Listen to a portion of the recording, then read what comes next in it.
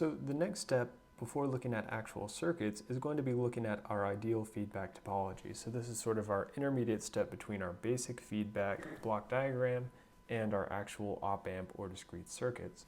So we're going to have 4 different ideal feedback topologies depending on what we're amplifying and what our output signal is. Depending on what is amplified and what is output.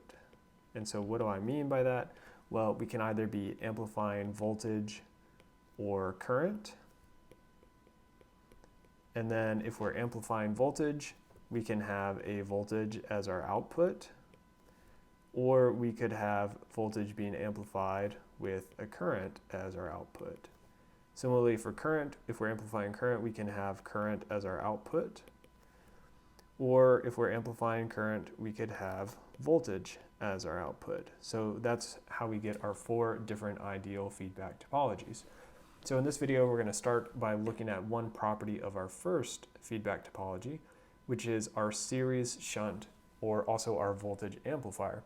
And so the reason we call this our series shunt amplifier is based on the connections we can see in this diagram below. So we see on the input side, our voltage should be amplified VI is connected in series with our AV and our BV blocks, or our beta V block.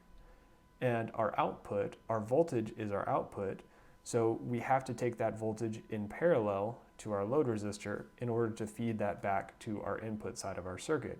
So we have input in series, and we're taking a sample of our output in parallel or in shunt. So that's where the name series shunt comes from. So we can actually expand this a little bit further, and we can say for our amplifier, so here if we say this is our amplifier, be consistent with the colors and the notes, so here is sort of our amplifier AV in blue, so we can approximate our amplifier circuit with some input resistance Ri, some output resistance R0, and then of course we have this dependent voltage source which represents the gain for that amplifier AV. We also have our feedback circuit represented by this beta V. And so in this case, we're going to assume we have an ideal feedback circuit that has an infinite input resistance. So we're assuming, let me change colors here.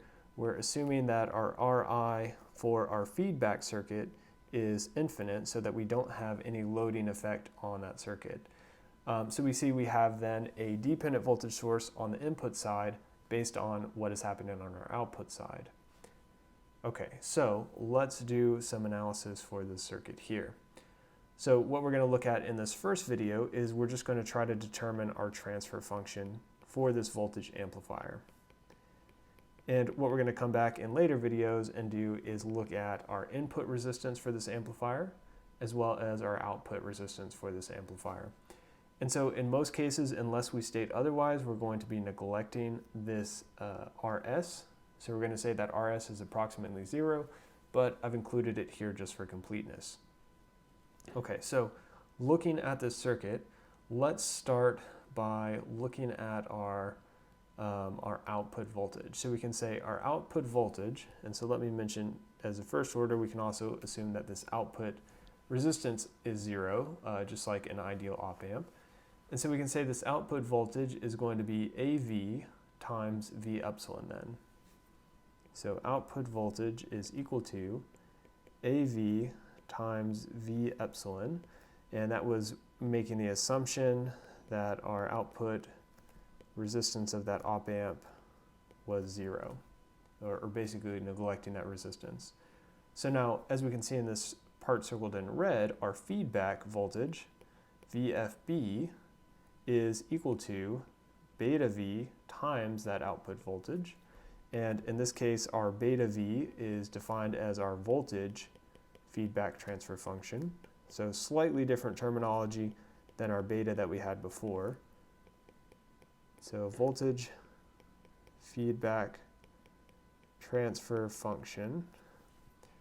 And finally, if we do a KVL over here on our input loop, so if we do a KVL here, and again, we can start at any point and go in either direction. And again, note we're assuming this RS is 0, so we don't have any voltage drop across that. what we're going to get is three terms, our VI, our V epsilon, and our VFB. And so we'll see that our V epsilon is equal to VI minus VFB. So the same as what we've seen when we drew this as a block diagram with sort of signals. And so what we can do then is we can substitute that in to our previous equation, and we can say that our V out is then going to be equal to AV times our VE, but now we know our VE is VI minus beta V times V out. So I've sort of done two substitutions in once, just combining those three previous equations into this one. So now if we want to solve for our gain, sort of our closed loop gain, I'm going to call this my A sub VF, and that's going to be equal to V out divided by VI. And if I solve for that from this equation right here, what I'm going to get is AV in the numerator divided by 1 plus beta V times AV.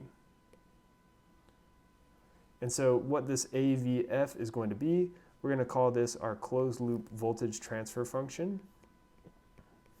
So again, very similar terminology, but not quite the same as what we talked about before. So closed loop voltage transfer function, or oftentimes what we can call this, and more often I'll use this one, is our closed loop voltage gain.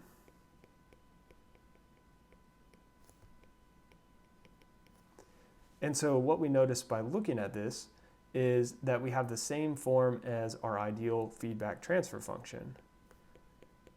So same form as ideal feedback transfer function. And so of course that is to be expected, because remember we were neglecting our source resistance RS, and we were also neglecting the output resistance of our amplifier R0. So really we don't necessarily have to neglect that because I didn't draw a load resistor in here, but if we included a load resistor like I had up here in this previous circuit, then we would be neglecting that output resistance R0. Okay, so here we see the main takeaway is it's the same form as our ideal feedback transfer function, and in the next couple videos we're going to come back and look at our input and output resistance for this voltage amplifier.